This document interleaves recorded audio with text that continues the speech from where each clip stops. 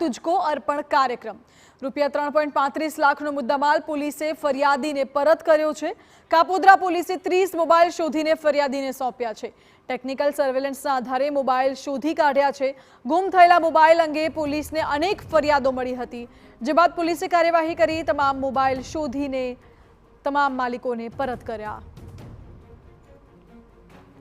2024 થી લઈને આજ દિન સુધી અને જે મોબાઈલો ગુમ થયેલા અને જે લોકોએ પોલીસને જાણ કરેલી એ તમામ મોબાઈલ પોલીસે મેળવી આશરે કુલ મોબાઈલ 30, જેની કિંમત રૂપિયા આશરે 3.5 લાખ જેટલો મુદ્દામાલ આજરોજ જે અરજદારોના મોબાઈલો ગુમ થયેલા તે અરજદારોને અત્રે પોસ્ટે બોલાવી તેઓનો મુદ્દામાલની સોંપણી કરેલ છે।